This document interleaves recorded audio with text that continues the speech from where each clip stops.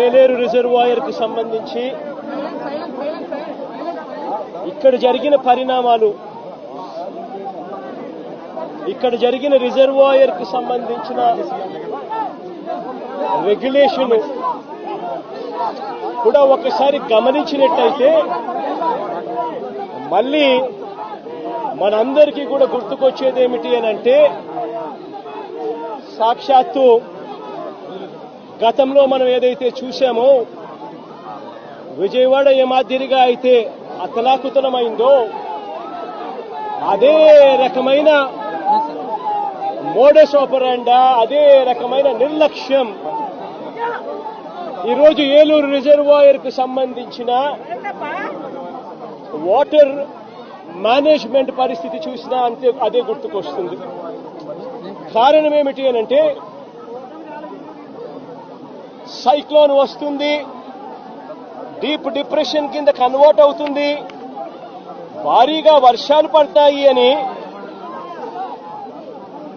రాష్ట్ర ప్రభుత్వానికి ఇన్ఫర్మేషన్ ఉంది. రాష్ట్ర ప్రభుత్వానికి 31వ తారీఖునే ఈ రకమైన ఇన్ఫర్మేషన్ రాష్ట్ర ప్రభుత్వానికి ఉంది. ఐఎండీ వాళ్ళు రాష్ట్ర ప్రభుత్వానికి ఇన్ఫార్మ్ చేసినారు, అలర్ట్ చేసినారు. అలర్ట్ చేసేసరికి ఏ ప్రభుత్వమైనా కూడా ఏం చేయాలి, దానికి రివ్యూ తీసుకోవాలి, చీఫ్ సెక్రటరీని పిలిపించాలి, ఇరిగేషన్ సెక్రటరీని దాంట్లో భాగస్వామ్యం చేయాలి, ఏ ఏ ప్రాంతాల్లో వర్షాలు పడతాయి అని ఇన్ఫర్మేషన్ మనకున్న నేపథ్యంలో ఆయా జిల్లా కలెక్టర్లను కూడా వీడియో కాన్ఫరెన్స్లలో భాగంగా తీసుకోవాలి. ఆయా ఏరియాలకు స్పెషల్ కలెక్టర్లను, స్పెషల్ ఆఫీసర్లను, ఐఏఎస్ ఆఫీసర్లను మళ్లీ పంపించాలి. రెవెన్యూ సెక్రటరీ కూడా పార్టిసిపేట్ చేయాలి, హోమ్ సెక్రటరీ కూడా ఆ రివ్యూలో పార్టిసిపేట్ చేయాలి. అలా చేసినప్పుడు ఇరిగేషన్ సెక్రటరీ కలెక్టర్లతో తాను మమేకమైపోయి ఏలేరు రిజర్వాయర్లో ఏ స్థాయిలో నీళ్లున్నాయి, వర్షాలు ఏ స్థాయిలో పడబోతా ఉన్నాయి, ఏ స్థాయిలో నీళ్ల ఇన్ఫ్లో రాబోతా ఉంది, ఆ వచ్చేది ఏలేరు రిజర్వాయర్లో పడినప్పుడు ఆ ఏలేరు రిజర్వాయరు ఆ నీటిని రెగ్యులేట్ చేయగలుగుతుందా, బ్యాలెన్స్ చేయగలుగుతుందా అన్న ఫ్లడ్ కుషన్ ఏలేరు రిజర్వాయర్లో మెయింటైన్ చేయాల్సిన బాధ్యత ఇరిగేషన్ సెక్రటరీది, కలెక్టర్లది. చంద్రబాబు నాయుడు గారికి జ్ఞానోదయం అయి ఉండింటే కొద్దో గొప్ప చంద్రబాబు నాయుడు గారికి మనుషులకు సంబంధించిన మానవతా దృక్పథానికి సంబంధించిన విలువలు తెలుసుంటే తాను ఒక స్పెషల్ ఆఫీసర్ను కూడా, ఐఏఎస్ ఆఫీసర్ని కూడా వేసి వీటిని సూపర్వైజ్ చేస్తాడు. కానీ అన్ఫార్చునేట్ గా ఏం జరిగింది? అన్ఫార్చునేట్ గా ఇంత ఇన్ఫర్మేషన్ ఉన్నప్పటికీ కూడా ఏలేరు రిజర్వాయర్లో సైక్లోన్ వస్తా ఉంది, ఆ ప్రాంతానికి అది డీప్ డిప్రెషన్ గా మారుతుంది, భారీ వర్షాలు కురుస్తాయి అని చెప్పి తెలిసి ఉన్నా కూడా రిజర్వాయర్లకు సంబంధించిన ఫ్లడ్ కుషన్ మేనేజ్మెంట్ పూర్తిగా గాలికి వదిలేశారు. నేను అడుగుతా ఉన్నాను ఇదే మంచి చంద్రబాబు చంద్రబాబు నాయుడు గారిని, దాదాపుగా Yeleru reservoir full reservoir capacity దాదాపుగా 22-23 టీఎంసీలు దాదాపుగా పెట్టుకునే పరిస్థితి ఉంటే అప్పటికే దాదాపుగా ఆ రోజుకు 31వ తారీఖు ఆ రోజుకు దాదాపుగా 18 టీఎంసీల మేరకు నీళ్లు ఆల్రెడీ ఉన్నాయి. మరి ఫ్లడ్ కుషన్ ఖచ్చితంగా దాన్ని మెయింటైన్ చేస్తూ అడుగులు వేయాలా లేదా? కానీ వీళ్ళంతా ఏం చేశారు? సెప్టెంబర్ 1వ తారీఖున ఏలేరు రిజర్వాయర్లో ఇన్ఫ్లో క్యాచ్మెంట్, ఏలేరు రిజర్వాయర్ కు సంబంధించిన క్యాచ్మెంట్ చూస్తే సెప్టెంబర్ 1వ తారీఖున ఏలేరు రిజర్వాయర్ కు 9,950 క్యూసెక్లు ఇన్ఫ్లో వచ్చింది. మరి బుద్ధి జ్ఞానం ఉన్నవాడు ఆ 9,950 క్యూసెక్లు కిందికి వదిలేయాలి కదా.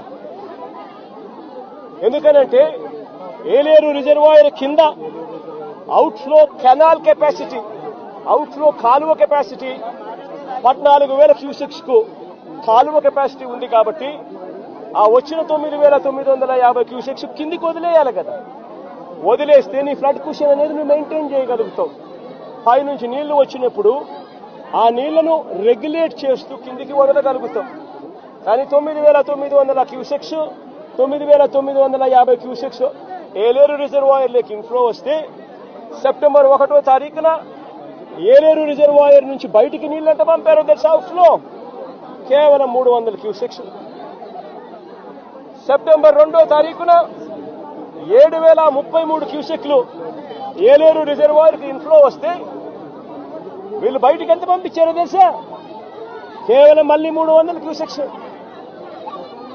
సెప్టెంబర్ 3వ తారీఖున మళ్ళీ ఏలేరు రిజర్వాయర్కి ఇన్ఫ్లో 4,991 క్యూసెక్లు వస్తే వీళ్ళు బయటకు పంపించింది ఎంతో తెలుసా?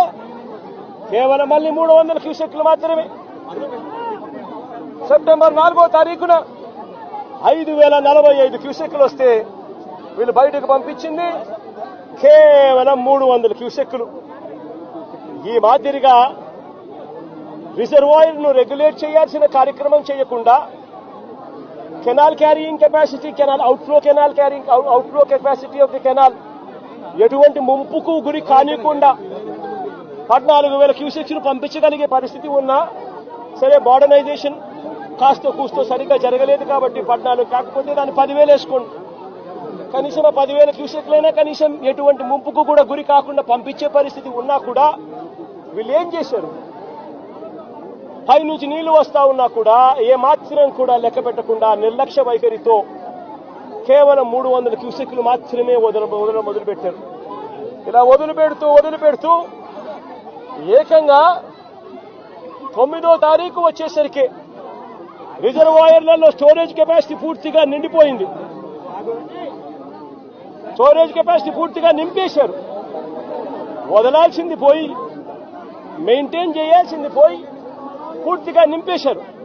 నింపేసరికి 9వ తారీఖున 45,335 క్యూసెక్లు నీళ్లు ఏలేరు రిజర్వాయర్కు ఇన్ఫ్లో వస్తే వీళ్లు గత్యంతరం లేక రిజర్వాయర్ కెపాసిటీ పూర్తిగా నిండిపోయింది కాబట్టి కిందికి 21,500 క్యూసెక్లు కిందికి నీళ్లు వదిలేశారు.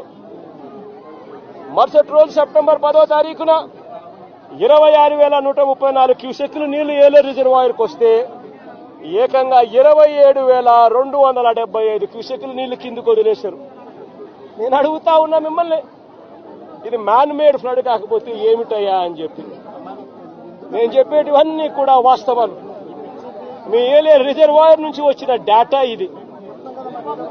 నిజంగా ఒక బాధ్యత లేని ప్రభుత్వం, ప్రజల పట్ల ఏమాత్రం కూడా మానవత్వం చూపని ప్రభుత్వం, వరదలు వస్తే కనీసం ఎలా హ్యాండిల్ చేయాలనో కూడా కనీసం ఇంకిత జ్ఞానం కూడా లేని ఈ ప్రభుత్వాన్ని ఏమనాలి అని చెప్పి మీరే ఆలోచన చేయమని నేను కోరుతా ఉన్నా.